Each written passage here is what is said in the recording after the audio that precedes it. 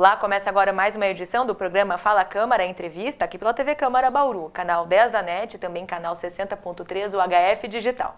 O nosso convidado hoje para repercutir os principais assuntos discutidos na sessão ordinária, nas audiências públicas e também nas reuniões das comissões permanentes da Casa é o vereador Fabiano Mariano, do PDT. Vereador, seja bem-vindo à TV. Obrigado, Lidiane. É sempre importante estar aqui nesse espaço democrático participando com vocês. Repercutiu na última sessão ordinária da Câmara a questão uma denúncia, de que os médicos da rede municipal de saúde não estariam cumprindo a sua jornada, estariam cumprindo apenas meia jornada de trabalho, atendendo 16 pacientes por dia. E alguns vereadores já falam em crise no governo, por conta dessa situação. Qual é a sua avaliação, vereador? Olha, Lidiane, nós acreditamos que se tratar de uma situação séria e complicada que merece, sim, uma atenção toda especial do governo, tanto do secretário de saúde quanto do prefeito Rodrigo. E digo por quê. Quando foi pactuado, vamos dizer assim, essas 16 consultas, é para se dar um atendimento adequado à população. 16 consultas, vezes 15 minutos, dariam as 4 horas de trabalho dos profissionais que eles têm que cumprir no seu contrato. Mas isso não acontece. Todos nós sabemos, ou melhor, ficamos sabendo, que isso não acontece. Essas 16 consultas, elas são avaliadas num total aí no máximo de 2 horas. E as outras 2 horas, nós pagamos, os usuários pagam com os seus impostos e os profissionais não ficam ali para atender. Então, essa meta de 16 consultas, ela poderia ser aumentada, Poderia chegar a 20, 25 consultas e talvez começasse a resolver o problema. Agora, nós precisamos, além desta questão do cumprimento da carga horária, que eu defendo que tem que ser cumprido a carga horária, de um atendimento de qualidade. Não adianta exigir que o profissional fique lá e esse mesmo profissional não trabalha de forma adequada atendendo o munícipe da maneira que ele merece ser atendido. A presidência da Câmara anunciou que vai convocar ou solicitar uma reunião com o secretário municipal de saúde, Fernando Monte, e os demais vereadores para reivindicar a exoneração dos profissionais, dos médicos que não estariam cumprindo essa jornada de 4 horas. Esse é o caminho, vereador? Nós temos que ter muito tato com isso. Porque, como eu disse na tribuna da Câmara, é uma situação onde o prefeito está com a faca no pescoço, Porque quando o profissional diz, e isso eu estou repercutindo o que foi falado na imprensa, quando o profissional diz que se ele for exigido a cumprir as 4 horas diárias que ele tem que fazer, ele tira licença-prêmio ou se afasta ou pede exoneração do serviço público, ele está colocando uma faca no pescoço do prefeito, porque o prefeito precisa desse profissional na rede para atender o munícipe. E da mesma maneira, o profissional também aponta uma bazuca para o munícipe, dessa maneira, falando, olha, se for exigido que nós cumprimos a nossa carga horária, vocês vão ficar sem atendimento, porque nós não iremos cumprir. Então é uma situação delicada que precisa muito tato. Eu defendo que os profissionais, se acham que estão ganhando pouco, que eles se organizem e de uma forma, sem fazer essa chantagem, entre aspas, possa buscar os seus direitos, mas que não deixe a população sem atendimento. É isso que eu defendo e por isso precisa sim dessa conversa, precisa do controle das rédeas nessa situação, tanto o prefeito quanto o secretário. Era até isso justamente que eu ia te perguntar. É uma reivindicação justa, então, essa questão das melhorias nas condições de trabalho, o salário base dos médicos, se eu não me engano, aqui no município de 3.800, aproximadamente esse valor. As reivindicações são justas. A discussão é com relação à forma em que elas são feitas. Então, Lidiane, há 2 anos atrás, 2 anos e meio atrás, nós tivemos o PCCS que passou por essa casa e foi amplamente discutido, inclusive pela classe médica. Naquela oportunidade, nós já tivemos uma discussão muito grande nesse sentido. E o salário base foi mais do que dobrado. Teve um aumento de mais de 100% em cima do salário base. Se naquela oportunidade isso já não estava bom, já devia ter sido colocado nas discussões, Eu defendo essa situação, que perdeu-se uma oportunidade. É claro que oportunidade para discutir melhores salários nunca há tempo para isso, o tempo nunca acaba para isso. A classe organizada pode discutir isso a qualquer momento. Mas eu defendo que se eles estão exigindo melhores salários e melhores condições de trabalho, eles têm esse direito. desde que não prejudique a população, né? Eu entendo que eles são cientes das responsabilidades que têm e eles são cientes da importância que tem para a sociedade, né? E nós também sabemos disso. Agora, o que nós não podemos numa situação que fica escancarada, em que o servidor diz assim, olha, nós não iremos cumprir a jornada a que nós nos submetemos quando prestamos o concurso público. E aí eu deixo uma pergunta, e os outros servidores? Também tem direito. Então, um profissional do setor da educação, um professor, por exemplo, vai lá e dá meia aula só e vai embora, né? Um motorista da prefeitura trabalha meio período, o outro não. E aí, como é que fica essa situação? A gente não pode generalizar. Então, é por isso que os vereadores se posicionaram. Eu acredito que aqueles que se posicionaram no sentido de que a jornada seja cumprida, se posicionaram da maneira correta.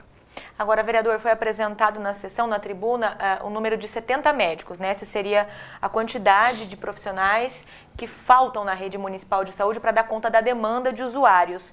E que no último concurso público, apenas 35 profissionais teriam feito a inscrição para a prova. Como lidar com essa falta de interesse dos médicos em atuar no setor público de saúde?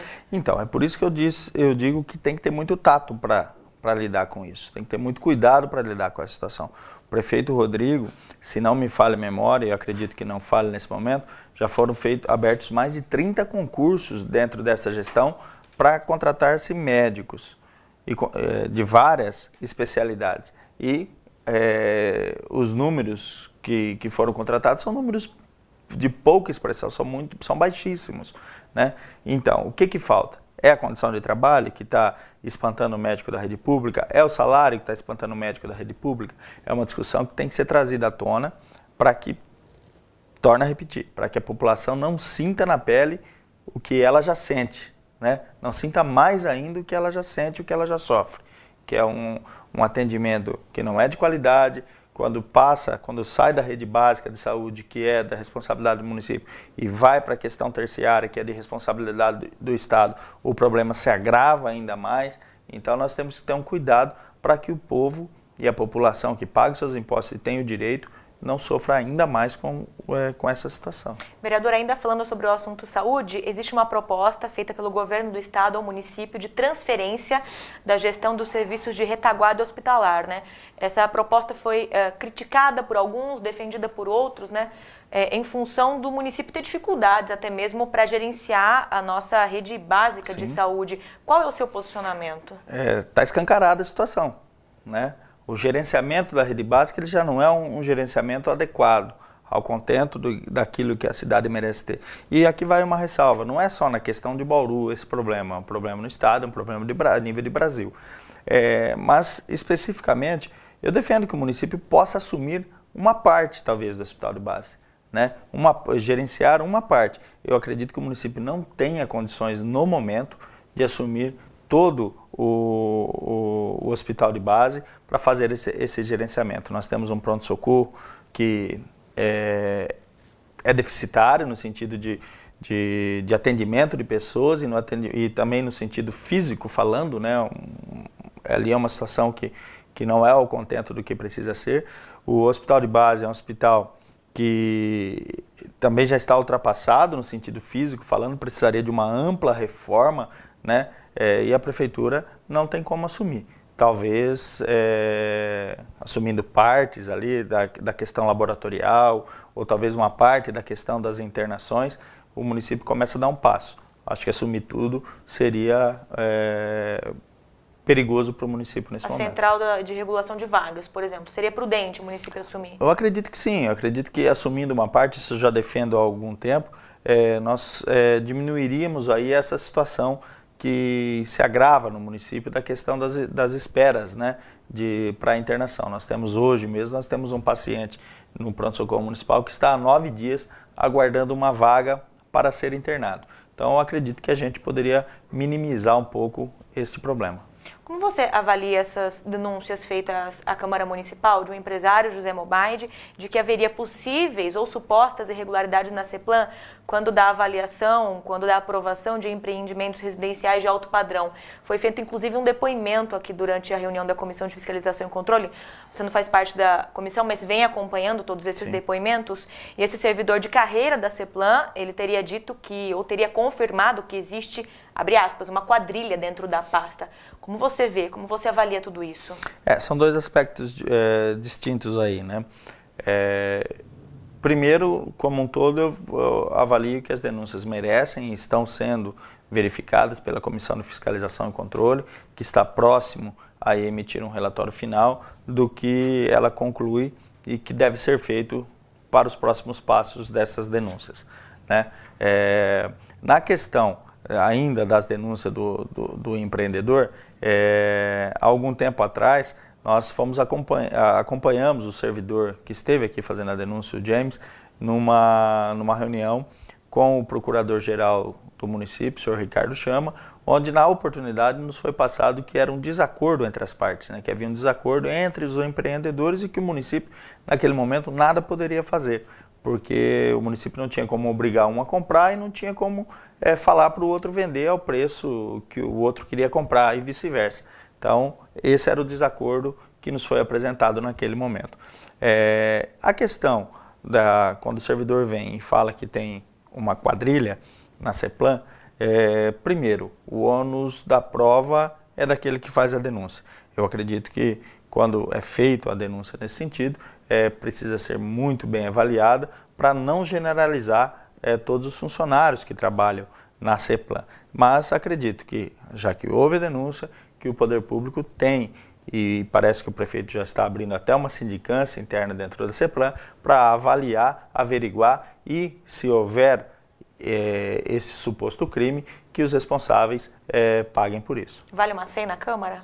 Olha, eu acredito que tudo vai depender do relatório que a Comissão de Fiscalização e Controle irá apresentar para os demais vereadores ainda, acho que dentro dessa semana. Aí, a partir desse relatório, a gente poderá emitir uma opinião e um juízo de valor mais adequado para o momento. Vereador, um último questionamento a respeito do processo que corre na Justiça Eleitoral com relação à cassação do senhor e outros 2 vereadores, né, do mandato de vocês. Em que pé que está esse processo? Olha, Lidiane, até para a gente tranquilizar e informar os amigos que acompanham e torcem para a gente nessa situação, o processo está em fase recursal.